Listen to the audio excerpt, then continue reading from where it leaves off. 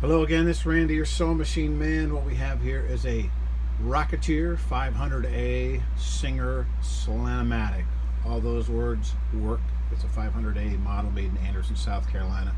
And I'm getting a lot of these lately because they're coming out of the closet. People are making masks. So if you're lucky enough to have one of these stashed away in a closet, drag it out.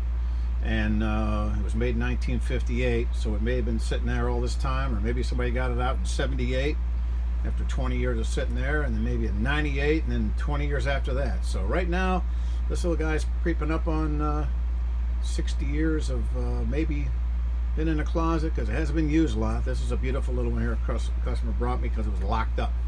And they did all the logical stuff that they knew to do, that I taught them to do, and they did a gallant attempt to try them, but sometimes it just gets to be too tough. This little guy here was locked up. The main problem with it, normally, it's going to be a fact that the motor won't go. It sits for a long time and the oil runs down into the motor and gets the motor brushes kind of soggy, and then what will happen is when you fire it up, it'll start running real slow, kind of like, let me simulate what it would do here. It would go real slow. The motor will run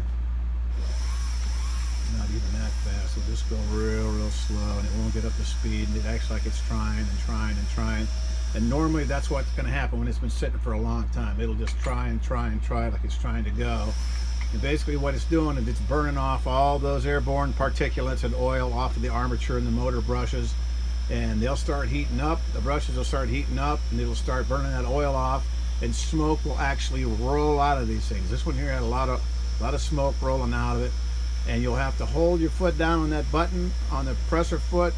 I've held it for as long as 5 minutes wide open trying to get it, and then it'll go up a speed, it'll go up a speed, then it'll go up a speed, and then the next thing you know, it'll go up the top speed, and then you know you got it, and then you run it a while, a couple of good minutes with it at high speed, and every time afterwards you get it out of storage, you always go through that procedure. Disengage the hand wheel, of course. You're not running the machine. You don't want to put it under a load. Disengage the hand wheel and just make sure the bob winder is not actuated, and then start it running. It'll start running real slow, and smoke will roll out of here. Smoke will roll out of here. I've been in people's homes doing it when they actually set off the smoke detectors because they had oiled it so doggone much that it had to burn that oil off. That oil has to burn off. If you can't get it to burn off, that means they drowned it, and you got to replace the motor brushes. That's a whole different skill level. This one right here, once we got the motor up to speed, the daggone bearings are dry. The main bearings are here, and on the bed plate, you have them here and here. That's your two main bearings, vertical, horizontal. 1, 2, 3, 4. You take the top off, and anything that moves, hinges, or spins, you put a drop. Keep it away from the bobbin winder and the motor area over here. Keep it away from this area underneath, up in here. You want to keep it away from up under here, over where the bobbin winder is. That's where things have to run dry. If the motor has to be oiled, just at the bottom of that spiral pinion gear, a drop or two max, and then stop. Take your oiler away. Go throw it in the trash. Don't put any more oil in the motor. You don't want to over oil this area here. That's a kiss of death. You don't want to do it. Kill your motor. So 1, 2, 3, 4. Take it through the steps. Oil in the top.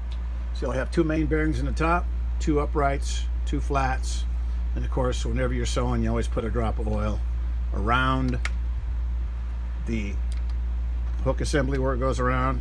You always put a drop of oil there. Always a drop around where it rotates around, and then underneath where that driver goes, you want to oil that. Underneath the hook assembly, there's a bearing that goes down under there. You want to put some oil under there. Sometimes you put oil, sometimes a little penetrating oil doesn't hurt, but that's where it's going to hang up on this one, and that's what this one was hung up. The bearings were dry. The motor needed to be reconditioned with the brushes, but now it'll get up and go. Now it sews real pretty, and it's an awesome machine. 500A Slam-O-Matic. If you got one, lucky you.